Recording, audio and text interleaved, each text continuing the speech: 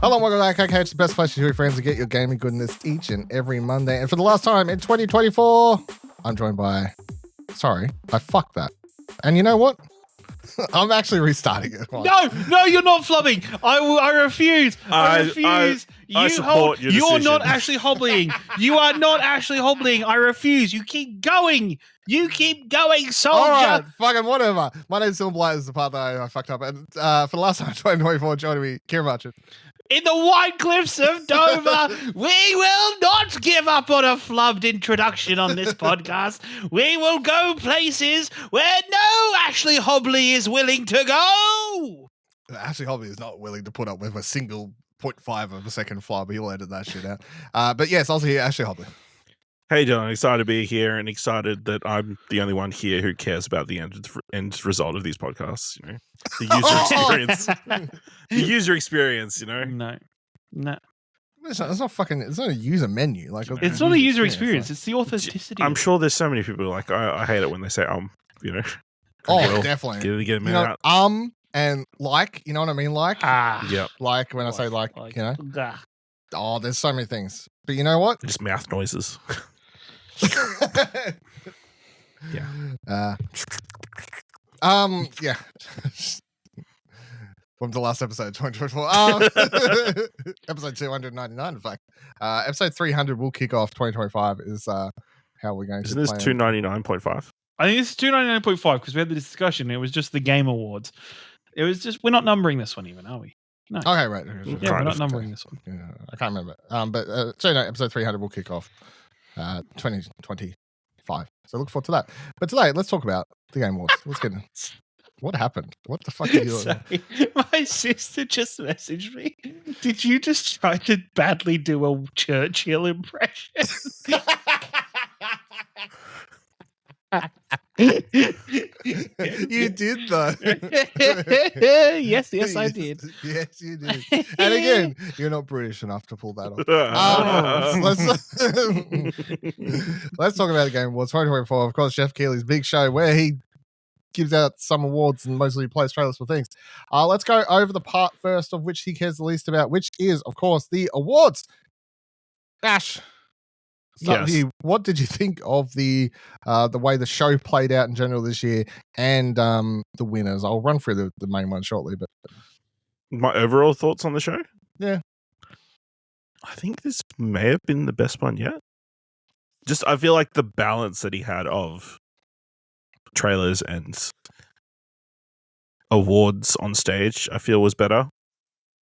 It helped that there was no, get off the stage, please screens. People were allowed to talk and have, share their feelings. The developers were able to give, were talking about mentioning things that we suspected Jeff was very, didn't want them to talk about in the past and that kind of stuff. So, and there was some very cool trailers as well. So, yeah, I mean, there was some odd things like Indie Game of the Year wasn't a presenter on stage. Which is understandable this year because it was the same game that won Best First Indie, so probably didn't need to come up twice. But yeah, I thought it was.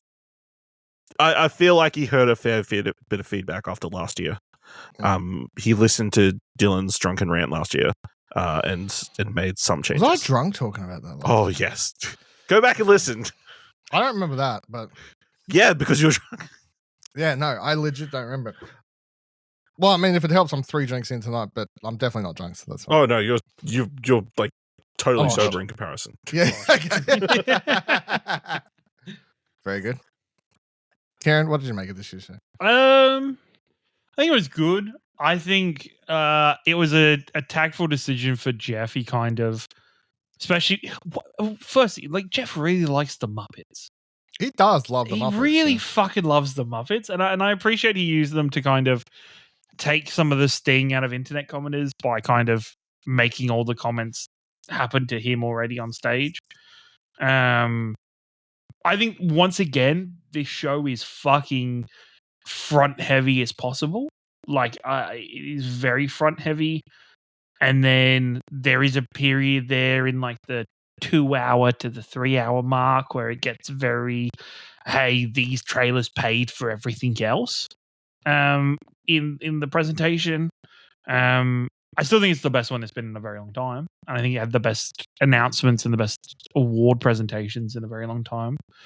I'm not the greatest. There's been I don't know if you guys have seen all the rhetoric around the Game Changer of the Year award. I had seen a little bit of it, yeah. Which is kind of, there is potentially a bit of insincerity around that award, or kind of, it's not as I don't want to say good, not as wholesome as not as what it's presented. 100%. If it isn't clear, what's his name is an executive at a gaming company. Not just the way it was presented. It was just like a person who came in and put together a resource for people who were laid off. He was someone at a company that was responsible for a bunch of layoffs. It was like one of like the big mobile like companies. Part of Tencent, I believe. Yeah, Tencent. That's it. Yes, yeah. He's like the marketing director or something, a director there for it. So he's not just a nobody that put in and like even. Yeah, which is okay. I don't want to go too far into it because there was a wholesome element to that, and it was a good. It was just the way it was presented didn't provide all the facts. No, and it was a good attempt. At least there was some kind of mention from Jeff about the layoffs and the environment that the gaming industry is in at the moment. And I think he was completely sincere in his want to help people and his love of the gaming industry, and that speech was very powerful, I think. Yes. Yes, of course. Yes. I think it was the best one in recent memory. That's definitely what I'd say. Even though I don't remember last year's, but don't worry, you hated it. Sorry. Last year's was horrible, so you've got nothing to remember. I don't want to say it's the best one ever because I was sitting and watching it because I saw a lot of people saying similar thing about being the best one ever or the best one that I can remember and all this sort of stuff. I'd love to go back. 2025 Game Awards rewatches. The thing about, and it might just be because Overwatch won Game of the Year that year, but 2016 has like that was a good year from all my memories. I was thinking like in hindsight, it was a mistake. I was thinking it might be fun next year to like. I wouldn't want to just rewatch all the Game Awards shows though. I'd actually want to start with the Spike TV ones before Jeff like spun it off on his own. Would be a fun little. Can you even get those? Are they online somewhere? They're on YouTube. Yeah. Okay. Yeah.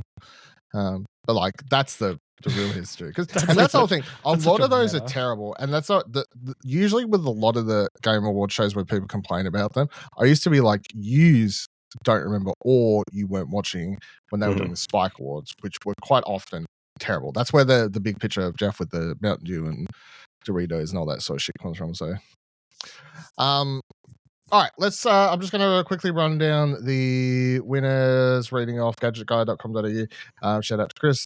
Reading backwards in the way, I don't know whether, whatever, weird order, but it's fine. Best mobile game went to Balatro. Best fight, stop me if there's anything you want to shout out. But best fighting game, Tekken 8. Best VR AR game, Arkham Shadow. Games for Impact, never. Innovation and accessibility, Prince of Persia: Last Crown. Best family game, Astro Bot. Best performance, Melinda Juergens for Senua's Saga, Hellblade 2. Best action game went to Black Myth Wukong. And most anticipated game, Grand Theft Auto 6. Shocking. Best multiplayer, Helldivers 2. Best community sport, Baldur's Gate 3. Best art direction, Metaphor Refantasio. Best game direction, Astro Bot. Best debut indie, Balatro. Best action adventure game, Astro Bot. Best RPG, Metaphor Refantasio. Best sports racing game, EA Sports FC 25. Also, shout out to Jeff reading those out because that was actually quite funny. Best sim/strategy game, Frostpunk 2. Best ongoing game, Helldivers 2.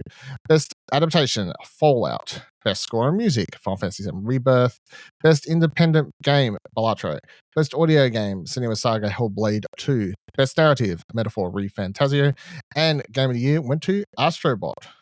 Ash, what were the standouts or surprises or what have you from? I think Batman Arkham Shadow winning over Asgard's Wrath 2, which got like 10s all over the place, and I don't think the Batman game has been that well received. I feel like that's a bit of recency bias. Well, I'm guaranteed there's recency bias. What else? I mean, it's kind of awkward to have the Prince of Persia team win an award, you know, after they've all got removed. Kind cool seeing Helldivers 2 picking a bunch of different awards. Blatro obviously winning a bunch of stuff. Fallout winning over Arcane. I don't know. I was surprised. I've seen. I don't know. I feel like there's been some resentment towards Arcane in the last couple of weeks that I didn't anticipate. I've seen a discussion that's like Fallout is a better adaptation than Arcane is. Well, Arcane's not an adaptation. No, Arcane's not an adaptation. Yeah. It's just kind of a reimagining of the lore of League of Legends, whereas Fallout is an adaptation. Well, yes and no, I guess. It's just closer to being an adaptation. Yeah. Watching Fallout, you're watching something akin to the gameplay. Watching Arcane, you're not watching anything that is the hellscape of Summoner's Rift. And then, for all the kerfuffle that it raised all night, which is kind Elden of Ring Shadow of the Erd Tree went home with nothing. No, it won best fan voted game of the year or whatever. No, it didn't. Didn't it? Oh no, that was Black. That was Black That was Myth. Black Myth because it's the Chinese. Yeah. Sorry. Yeah. All right. Well, Kieran, any shockers, standouts to you?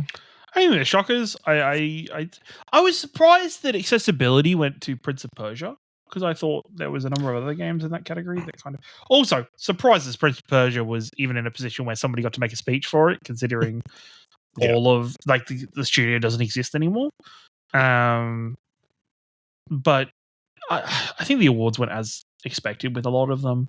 I'm proud. I'm not proud. Proud's the wrong word, but I'm happy for Astro Bot and for all the work that went into Astro Bot. I feel like a few people were shocked Astro Bot. I think it's shocking. Like it's very. For me, it's mentally, and I don't hate this game like I hated that game, but it's like the same bracket of like It Takes Two picking up Game of the Year at the game. Yeah, because it's a kids game, and we want some adult games at our. I will say, I was on Sportsbet the other day, and they had betting up for the Game Awards, and Astro Bot was the favorite at like $2.75. Really? Yeah. I put $1 down on Elden Ring at $10. I guess it's a thing where if maybe, I do think that the discourse. It does kind of. You look back at the discourse caused by the. I now am at the point, right, where I wish Jeff Keighley / the Game Awards had never commented on Elden Ring being in it, because I think the moment they commented, that influenced people. It influenced the discussion. It influenced. It voting. Drew attention to it. It's partially influenced voting, but then also like it's drawn attention to something that was not a problem. Like, it never came to me. Like, I guess at that point, do they have who's voted for what yet? I don't know. I think they did, yeah. Like, but like it was something in the end that you're like, there was no point. Like, there was no point in them. So now that we know that it didn't win, was it a mistake to include it because another game could have been recognized instead? I don't think it was ever a mistake including it. I just think it was a mistake giving official attention to the discourse, because that made the discourse even more. When now you're like, it was fucking pointless. At least if it had won, you look back at it and you go, at least they kind of got ahead of this, and they did the groundwork for it. I guess they were trying to get ahead in case it won. Yeah, that's fair. Yeah, is the thing. Yeah. No, it was good to see Astro Bot win. I thought there was some like the speech at the end. I think overall I felt like the winners' speeches were all pretty good. Mm-hmm. I appreciated the I can't remember his name, but the Baldur's Gate, the Larian, who presented the award, the award for Game of the Year, kind of put the whole industry on kind of blast a little bit with his speech prior to it, which I really appreciate. No, he was announcing that the Larian's going to have a game out in 2026 that he thinks is going to win Game of the Year. That was the secret. That was the secret. He's like, this studio is going to do all these great things because us. We're going to win next year. Suck it. All right. Trailers, announcements, all that sort of stuff. Let's go through this. Now, I have not done an article this year because I've been too busy all week. But I'm using Press Start's article, and annoyingly they don't put stuff in order. So that's. I'll put another link in there if you want to use that one. Did you find one? just to like after I say press start, and I'm like, never mind. Yeah. Well, I want you to put press time blast because it should be in order. Oh, SEO. We want to put the biggest games at the top of the article. Come on. Yeah. All right, I'll use this one. All right, shout out to our friends at Press Start, but yeah, the gamer has stuff in order, so we're using that. Thank you. All right, so starting with the pre-show, just quickly go through this stuff. So I had a Ninja Gaiden Ragebound as a side-scrolling Ninja Gaiden game that's announced. One Move Away was like a cool little puzzling Ninja packing Gaiden game. set the precedent for a lot of games that came out later in the show. True, actually, yeah. Slay the Spire 2 got a trailer. Early access coming next year. Dave the Diver in the Jungle is a DLC coming in 2025. It's going to be weird to be diving in the jungle. Yeah, I don't know how that works. Just a bunch of ponds. Thick as Thieves was announced. Warren Spector returning to a project apparently he worked on. Shadow Labyrinth, which is apparently based on the secret level episode of Pac-Man. Or the secret level Pac-Man episodes based on this. Oh yeah, it could be. The secret, yeah, I'd go that way around, right? I don't know. Because the Pac-Man episode is basically Pac-Man going around being like, I'm stuck in this fucking labyrinth. These things, they're everywhere it goes. Steel Paws was revealed. It's a mobile game coming to Netflix from Shenmue creator. Koyora was announced. It's from the developer of Core Keeper. It's a 2D survival crafting game. Rematch was announced, which is a new game from Sifu developer Slowcap. 5v5 soccer game. Ash, game of the year next year? Or? It could be. I'm sure there was a lot of kicking in Sifu, right? So there was a lot of kicking in Sifu. So more kicking in this game. Just a very bold left turn, unexpected. Especially the way the trailer opened, where it was like a guy with long hair from the back, and you're like, oh, okay, something Sifu similar. 2. It's like, yeah, crazy. And you think where they came from, like doing Absolver and then doing. Which was very much that was like a card game almost. Game with fighting card systems, yeah. To Seafood now to this, which is very different. Which is essentially Rocket League without the cars. Should have called Rocket League soccer without the cars, yeah. Yeah, so it all comes full circle. It'll be interesting to see, what the action is. Solasta 2 got a trailer. Coming early access 2025, and then the show started with the reveal trailer for The Witcher 4, which went for about 6 or so minutes, I think. Yep, 6 minutes. Trailer, no date. Jeff introduced it as like something about like looking way into the future, so it's probably like a 2027 at earliest game sort of thing. It's next gen. It's next gen, baby. Very obvious that this is, even though I think they say it's like all recorded in engine and an unannounced NVIDIA GPU or something that pops up at the start. If you look in the bottom left. There's obviously no gameplay. It's all just like a CGI trailer. It's a CGI trailer. Well, not even a trailer. It's just like a short film. Really, is about Ciri. Yeah, cinematic. Introducing that Ciri is going to be the protagonist of Witcher 4 and all these sorts of things. I am so angry that Ciri, a woman, it will be the main character of this next game. Believe she's not attractive anymore. She's hideous. Oh, she has lived a hard life of being a witcher, and now she's not. Why is she not attractive? She hasn't got smooth skin. Fucking weird people need to. Yeah, I'm not even like getting upset about everything. It's just a bunch of really weird YouTube people. Like, I'm like, no one in the real world thinks any of these things. Just fucking weird. I really liked it. It's exactly like. When The Witcher 3 finished and like the ending I got set her up to be a Witcher anyway, because there is like several different endings to the game. So this plays canon to my choices, I guess. And I mean, this is what I would have wanted from a Witcher 4. Like, it's always been like, we'll give it to Ciri, make her the main characters. Exactly. Like, apparently Geralt's still going to be in the Geralt. Well, you hear him in the trailer. You hear him in the trailer. Apparently he's going to be in the game somewhat, but he's just not the protagonist. Yeah, I really liked it. I thought it was a cool sequence. Mm-hmm. I'm looking forward to it. Yeah. Any other? Yeah. I was hyped. Hyped for 2 weeks. Yeah, you might get out of the first area in this game. That's great. I might. No, I've been out of the area. Fucking. You know what? I've been playing it. It has been my nightly game on my Steam Deck for like the last week before this. How does that work? Really good. Yeah, it runs really well. Okay. It's been The Witcher 3, so I'm ticking along in it. It's very funny So not funny, but like the thing that hyped me almost just as much. So the first trailer for The Witcher 3, and I maybe I might be wrong on this, but I believe the first teaser trailer for The Witcher 3 was called Gods and Monsters. And so when she finishes this with "There's no gods, only monsters," I kind of popped really hard for it because I was like, "Holy fuck! It's like a fucking throwback to that teaser trailer. This is so fucking cool." Yeah, no, it's good. Obviously, you'd speculate that the ending that they've gone with is that Geralt ended up with Yennefer and Ciri went to become a Witcher. Is probably the ending I got over. Yeah, is probably the ending. It was happy to me, yeah. I mean, one of the other endings is she goes back to be a princess, basically. So once she becomes the Empress, once she becomes the Witcher, there's an option where Geralt doesn't go with Triss or Yennefer. He goes with Ciri to be witches together. Yeah, there's bits and pieces there. What if you can have all? It could be all canon. No, because this. What this if they trailer don't would make a not choice?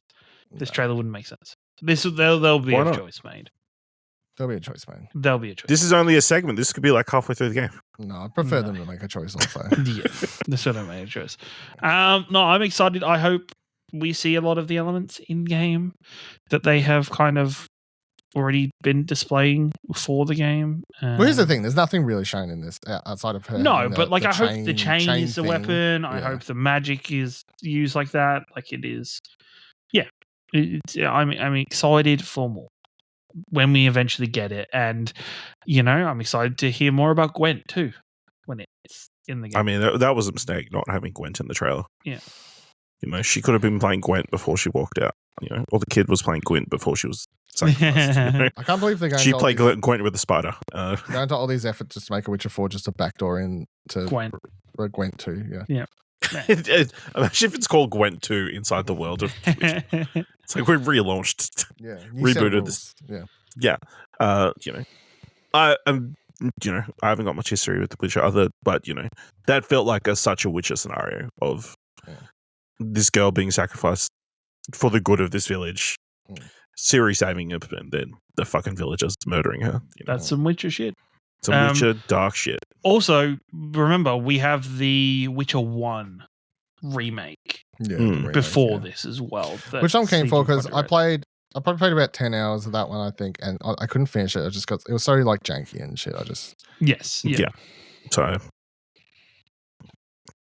that's cool. All right, then we got Elden Ring Night Rain, which is a co-op spin-off to Elden Ring. Pretty cool. Very interesting choice. Once again, is my comments earlier. Very interesting that you start with just both of these. Like, I know you're trying to wow people at the gate and kind of really be like, this is massive, blah, blah, blah.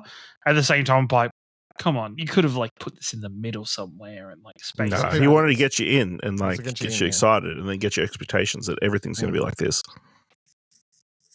I mean, you think it's going to be nothing but bangers. I mean, it was nearly nothing but bangers, I guess. Then we had Catley.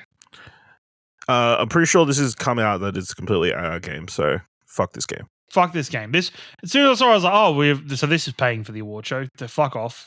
Yep.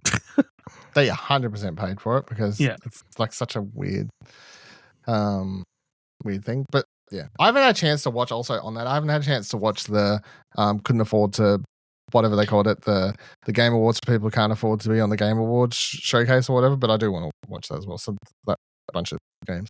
So then we got Project Robot by Team Eco. Or maybe not Team or whatever Eco, the new name is.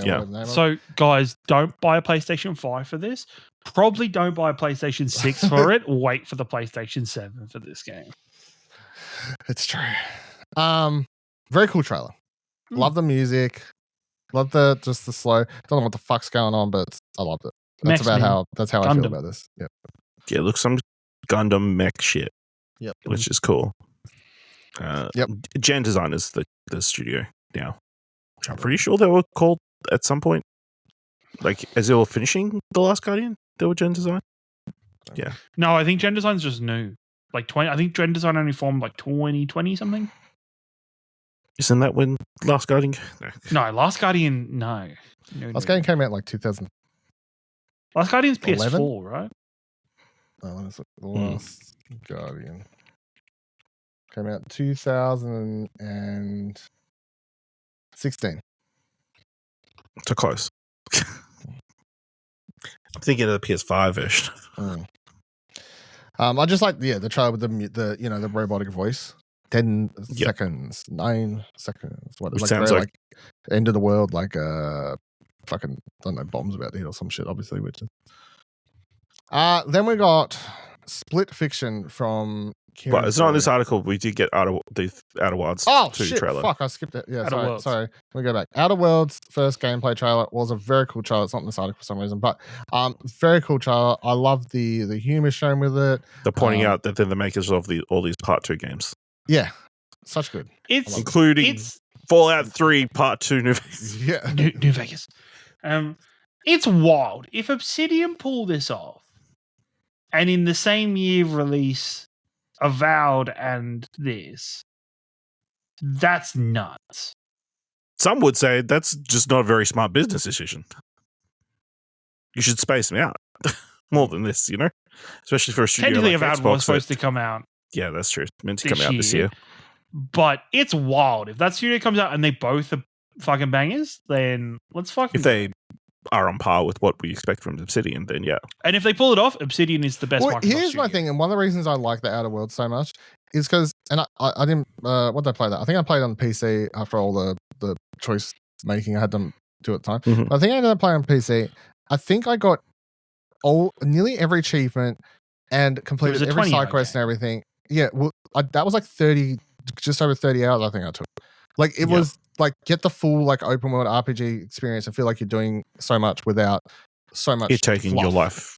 Yeah, because it just wasn't as much fluff. Like most of the side missions were at least substantial Pretty enough, basic, and there wasn't like a shit ton of filler stuff to do. So yeah, if they do that again, I don't know. Maybe they have two games that are like maybe this and Avowed aren't as like the 200-hour Elder Scrolls games, which I think is fine. Yeah. It's interesting. It also doesn't look like it's a direct sequel. Like it doesn't pick up with your character. It's the same character, yeah. Yeah. Looks like a new tale which I think is within cool, the universe. Because that kind of that character kind of finished in a very definitive way multiple times. Yeah. No, keen for that one for sure. Especially after watching. Have you watched yet, Ash, the Outer Worlds Secret Levels episode? No, I haven't. Okay, it's very good. Split Fiction. Now we get there. Yes. So the new game from I just mental blanked on there. From Hazelight. Hazelight, thank you. Yes. The makers of Game of the Year award-winning Kieran's favorite game, It Takes Two. What do we think? It's great. It's Takes Two without the parental neglect. Yes, it solves all my problems it's like, with It Takes Two. All the problems you had with It Takes Two is they're fucking with this kid and they're not, these two people in this loveless marriage. It's like, now it's just two random people who are stuck in each other's stories. And I honestly love the pitch. Like just two, was it writers? Yeah. I think it was like dragged into this world where like one writes fantasy stories and the other one writes sci-fi stuff. So then you're constantly like playing in each other's worlds. And what was it? You start with these little baby dragons and they grow a little bit older and then you end up with full ass dragons. Full ass dragons. Full ass dragons. Really good.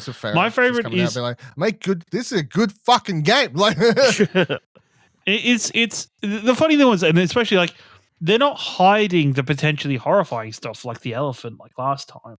They've showed you the pigs turn into sausages. Yeah, that was fun. And I was like, that's awesome. That was good shit. I appreciate that. No, this looks great. I can't wait. Yeah, came for this. Should be good. I was actually interested in considering all of my vitriol towards It Takes Two. Like I was very much in, and I think Joseph Farrett did a very good job of presenting this. And I like that the trailer had his narration in his very own style throughout. Just like starts, he's like, "Oh, you're talking about Split Fiction, it's the best fucking game ever." Yeah, 100%. Yeah. You play as these, but that's how I think the It Takes Two had the same, like him voicing. Yeah, I think so. The original trailer. Yeah, I think so. No, maybe it was the book that was explaining it. Yeah, no, it was the Could've book been. that was explaining it. I think this one. He's his own character enough these days. So then we get some trailers amongst like the ads sort of section of it, but there was a Kill Force 3 trailer, Steel Hunters trailer, Long Duck 2 trailer. The only one that I really cared for was like Kill Force 3 I'll probably play a little bit of because I've played enough of that one. So shooting some zombies. Then we got Borderlands 4 first official trailer for the game, not just a mask floating in space that we got with the teaser trailer. I don't really know what the fuck. I don't know if this is good or bad, to be honest. But this was bad. Okay. Really? Explain why. I think this trailer felt like it had no personality in it. That's and it fair. felt like that's how I felt, but I don't know if that's just me. Like, no. This trailer felt like it had. So it feels like Borderlands 2 had like the perfect amount of serious story, but with goofs and with like mucking around and funny bits. Borderlands 3 was like too many goofs and too many funny bits and too much of a meta commentary. So it almost feels like they've had a knee-jerk reaction with this one and have yanked back all of the flavor that made Borderlands and have ripped it out. And it's now much more akin to the movie than it is Borderlands. That's a mistake. Like it just lost its vibrancy. It was very weird. Like its opening kind of moments weren't in the cell shaded format. You look at the trailer, like almost 50% of the trailer is in that weird like Kingdom Hearts realistic fight at the start. Yeah. Organization 13 facing off against Like, and so I think this is my biggest disappointment of the show is seeing this trailer and being like, oh, I still get it because Borderlands is fun, but at the same time, like, it just. And I thought I reminded myself before this trailer, I was like, I had hope for Borderlands because Tiny Tina's was so good, and it had such of the Borderlands characteristic personality to it that they still don't. And then this game just feels devoid of it. No, I didn't like the trailer, but I didn't know if I was just saying. Clive Rosefield is coming to Tekken 8. There's a cool little crossover between those franchises. Then we got Virtue Fighter is getting a new... Virtua. What did I say? Virtue. Sure, close enough. The Virtua Fighters have Virtue. New trailer. I haven't had one of those games for a very long time. I can't remember. Like I used to see being done by RGG, the studio behind the Yakuza game, or Like a Dragon games. Yeah. Which is sure interesting. Do you know? Yeah. Well, I think they've done other ones, haven't they? Oh, no, I don't think so. Maybe they've done like spin-offs or something. I don't know. But they also then did the next trailer, which was for Project Century, a third-person Japanese fighting game. But obviously, it's like set during the rise of the century in Japan. I guess is the Can I say? In Japan? Yeah. Even though I'm excited for this, there was a moment I became very disappointed when I realized it wasn't a historical Sleeping Dogs game. Because there was a point I was like, "Is this Sleeping Dogs? This could be a Sleeping Dogs." No, it could be. No, it's not because they'd use the IP if it was, and it's a different publisher. Sleeping Dogs was Square Enix. Sleeping Dogs. How did they shit the bed with that franchise? Never know. It's such a good game. Yeah, everybody has fond memories of that game, and somehow, they've not revived that. Nope. Never actually played it. You've never played Sleeping Dogs? No, I never played it. Like I'm Sleeping Dogs was so fucking good. Yeah. Did you play like not even rumors of a remake? It's like that's how much people love it. Yeah, it's so good. It was like what they were trying to do with the true crime games, but better because it was set in Tokyo with the Yakuza. I played the true crime games on PS2. But... because this had really good like hand-to-hand combat and stuff like that, and great driving and a great story coming out and everything, and then hearing all those stories about like that was like one of the last like weird press events I remember hearing about on like podcasts and events and stuff. I think they had like strippers there and all sorts of weird shit. Oh, okay, that's weird. Yeah, it's like one of those last. The game itself, amazing. Yeah. The game itself, very good. Yeah. Yeah, Project Sentry look cool. Yes, so it does look cool. I mean, it just looks like Yakuza's me, but like, I guess a little bit more serious. I don't know. I mean, yeah, but the just the setting obviously is quite different to anything recent. So The time if period. they make the time period, yes, that's what I meant. Yeah. So if you're setting, you have a Yakuza / Like a Dragon. Well, I guess more Yakuza original Yakuza games in that style. That could be cool. I think the initial worry was, is this Judgment, because that's the next in line of their games to make. But yeah, it looks like they're doing something new, which is crazy because again, they've got a game coming out next year. Yeah. Now they've got another 2 games already down the pipeline. Crazy. Turok Origins, new game, the Turok series, third person dinosaur shooting. This part of the show is the weird, estranged games that are getting a rebooted or remake or something in their franchise that haven't been touched in a very long time. And it's very fun. I'm sure people popped. Kind of. Yeah. People have been asking for new Turok for ages, so I'm not sure. Hopefully that's what they want. Helldivers 2 is getting update free. Omens of Tyranny is the It already update. has. Oh, sorry. Yeah, it went live today. Sorry, on the date that was announced. So you now have vehicles in the game. And a new race to fight against. Yeah. Zombies, basically. That's what they seem. Robot zombies, it seems. Yeah. I haven't tried it. I need to reinstall, to be honest. On my Pro. I haven't re-downloaded it. But. Warframe 1999 got a trailer. Cool trailer. I can't keep up with Warframe, but I've heard neither can the studio, from what they said. Yeah. I've heard that you have to play a ridiculous amount of Warframe for 1999 to make sense, or for it not to just spoil a whole bunch of shit. It's such a huge audience for that game. It's it's crazy. Every year I'm just shocked with. It's just it doesn't make the mainstream ever, Warframe, but there's just so many people playing it that they can have their own convention and all these other things. People that love that game. So then we got a new Onimusha game, Way of the Sword. This is definitely something that a lot of people pop for.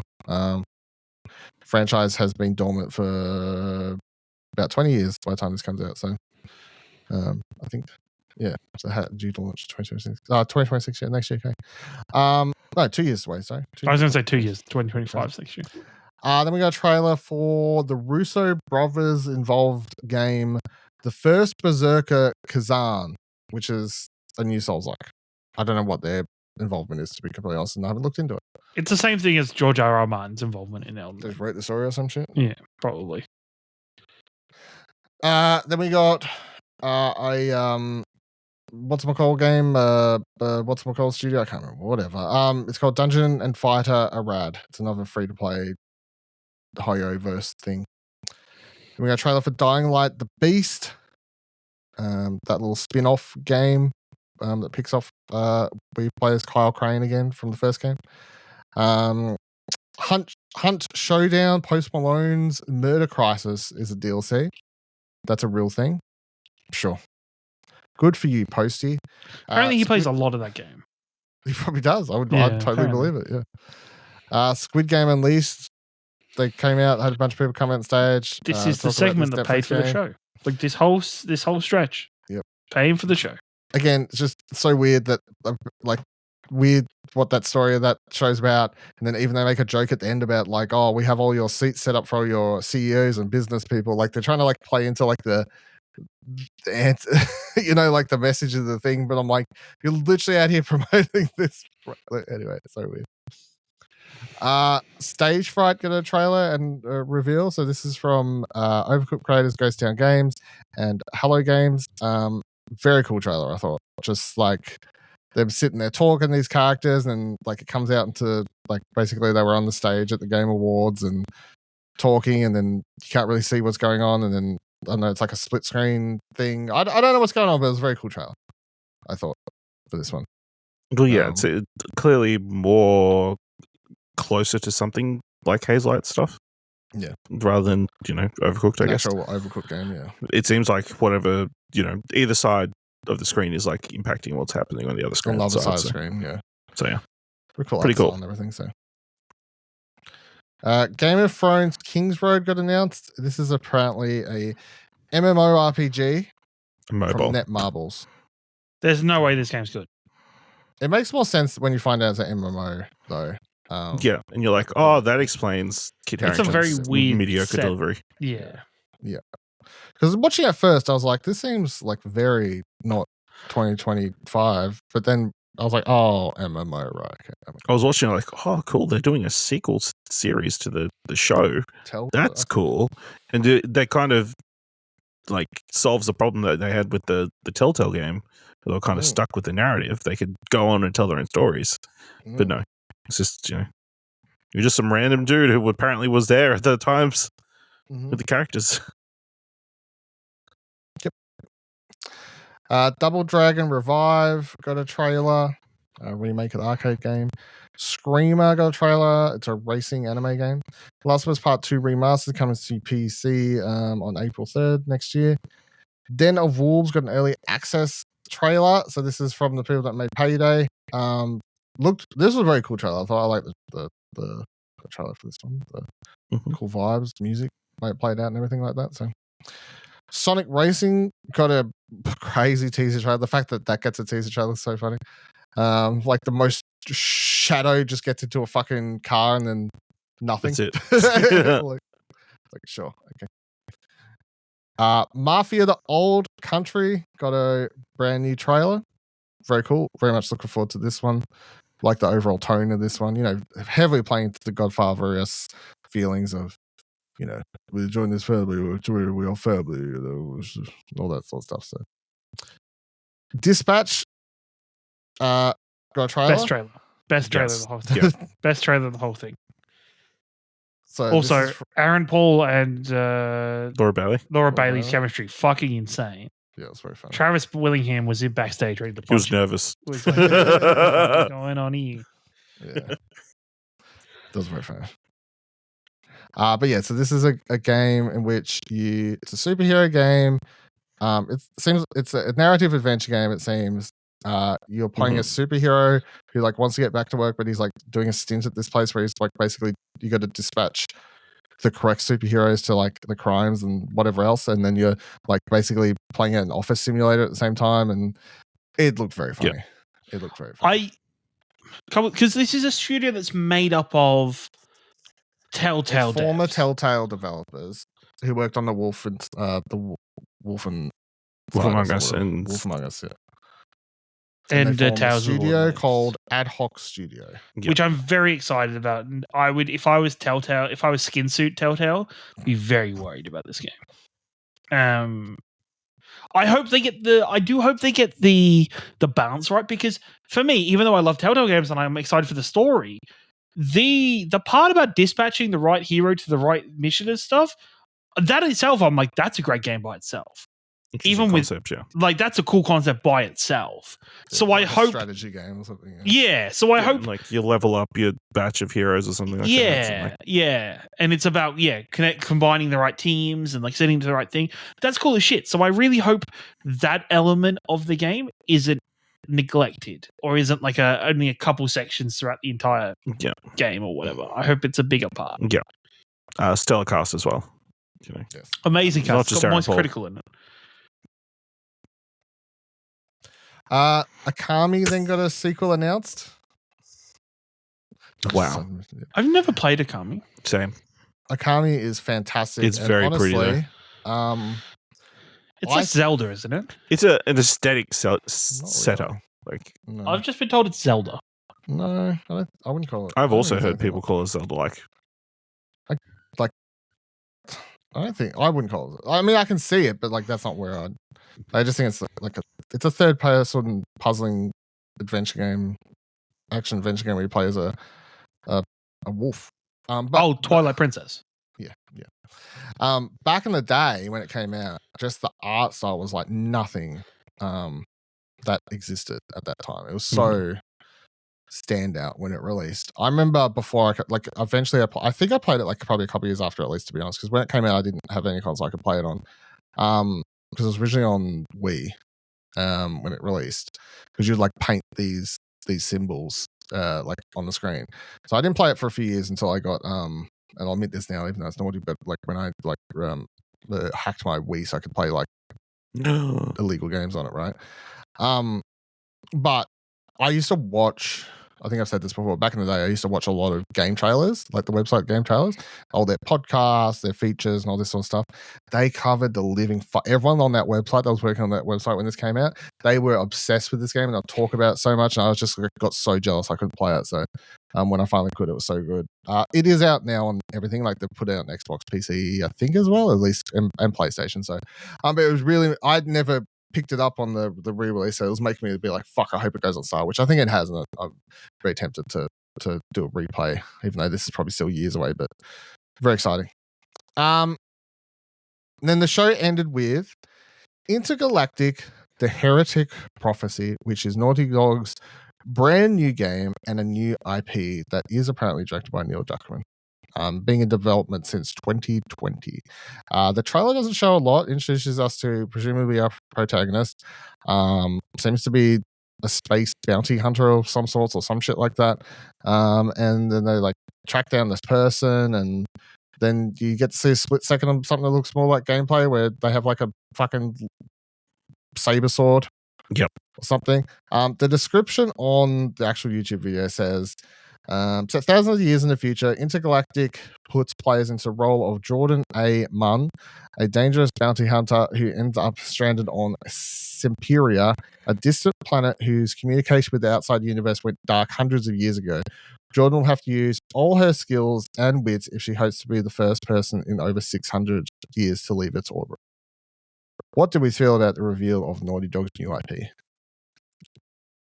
Somebody really, like Neil Druckmann really likes the alien aesthetic in terms of like 80s kind of nothing wrong with that throwback, which is fucking great. Like just the aesthetic, the vibe, the brand placement throughout this whole thing. Fucking wild.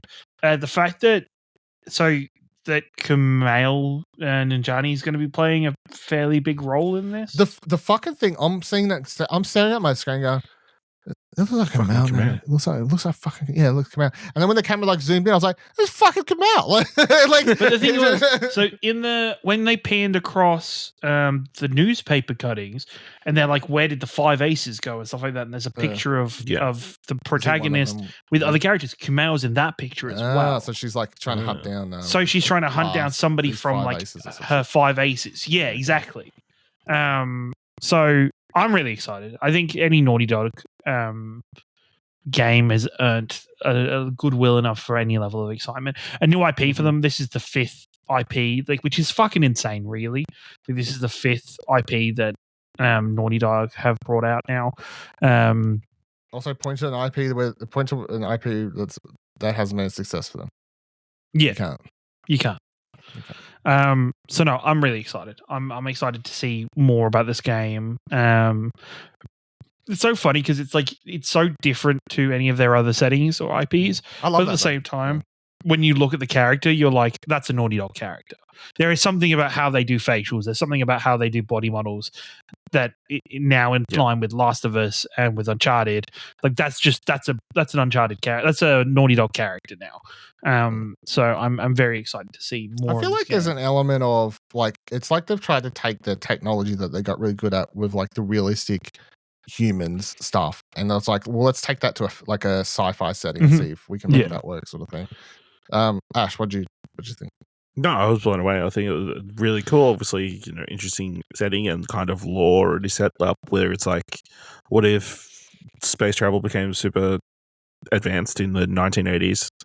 Porsche spaceship. The fucking Porsche spaceship. Some people may be turned off by the blatant product placement, but I think it's just cool. I think that's part. I just want those part of the bit, though. Yeah. I want her Adidas. They look fucking sick. The light up Adidas. I want her jacket. Jacket was really cool. Fucking, the jukebox, I guess. Yeah, is the easiest way to describe it. Yeah. CD deck and just tactile buttons in the world, That was all freaking cool. She was watching anime, so who couldn't love that? You skipped over a major reveal as part of this trailer.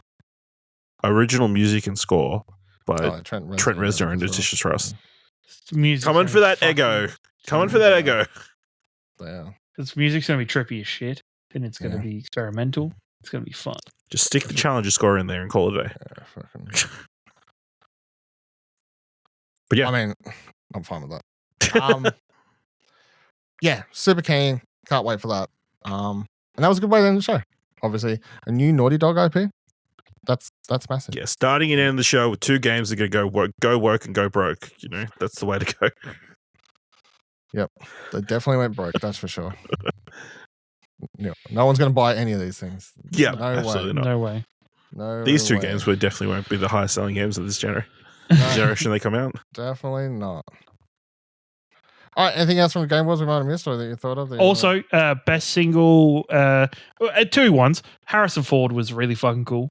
It was very funny that he purposely, like, he obviously read something on teleprompter and was like, I'm not fucking saying that. And he just went, skip. I thought he'd assumed the teleprompter was not moving up. No, he's like, no, he was very much like, he goes, no, I'm not saying that. Okay, I guess that makes sense for Troy Baker's reaction of like, yeah. He's like, I'm like, it was probably like, and I'm here with 2, like, he was like, oh my fucking, he skips it all and he just starts riffing. He's like, this guy. This guy. Which is, no, Harrison Ford was very good. And the moment of him being revealed, I thought was, you could tell, like, it was like one of the audience moments where everybody stood up and it was the same kind of feeling as like the Keanu Reeves moment a couple of years ago at the Xbox conference. And then the other one, Sam Lake is a fucking gift. Is just like that entire monologue and like performance is fucking hilarious. I watched it multiple times since. Yeah, he's him like they wanted me to say, but I opened the card, but I must keep it short. And the nominees are. It's funny. Yeah. So, and the thing, I hope it gives more people because as like much as the Alan Wake games, obviously horror and stuff, there's some pretty funny characters and especially the two dudes that like you meet throughout Alan Wake 2 that like constantly show up at different locations and stuff. They're very funny, and you can tell that comes from him having a sense of humor. I think so. Good shit. What do we think of Snoop Dogg? Fuck, it went for. It was like it was so long. I skipped it. Yeah, I yes. Watch 21 Pilots because I love that song. I love the line from. I like the Arcane arrangement. Yeah, that was. It was very good. I heard there was a bit where he wanted the audience to repeat a line, but there weren't enough black developers in the crowd. There was 100% too many white people in the crowd, and no one. It was very awkward. Ooh. Also, why would you debut new music at a show like this? That's crazy. No. Yeah. But I did also really like the Arcane. That was probably I think that was really well done. And also shout out to that guy in the Game of the Year song thing that everyone keeps posting Flute Guy. clips of. Flute Guy. Oh, so good. It keeps coming back every year. I was going to say Flute Guy's every year. Like Flute Guy's awesome all the time. He's just pulling out instruments from somewhere. Yeah, I did, like the camera would switch and it, like next wide shot, he's on new fucking instrument. Like like fucking wild. How cool was it to hear Astro Bot play it? What a beast. Yeah. That's cool. Insanity. Yeah, cool. Loved it. Good shit. All right. Well, that'll do it for this week's episode. Well, this episode discussing the Game Awards. Check out explosionnetwork.com for all everything's happening over there. Follow us on Blue Sky at explosionnetwork.com. And we will say, hold on. One more episode? No, I think we'll be back that's next it. year. Yeah, sorry. There'll be the Game of the Year episode. Like there'll be the. So we'll be back next year, early next year. Episode 299 will be. Sorry, episode 300 will be live episode. Live episode next Kicking year. off the year. Stay tuned to our socials for episode 300. We will do that one live, as is the sort of prerequisite at this stage. But yeah, don't have the exact date yet, but just stay tuned to our socials. So again, at Blue Sky, on Blue Sky at explosion.com to keep up with there. But yeah, this is the last episode for the year. Thank you very much for joining us for all the shows this year, and we'll be back in a few weeks into 2025. Have a good Christmas. Have a good New Year. See you then. Goodbye.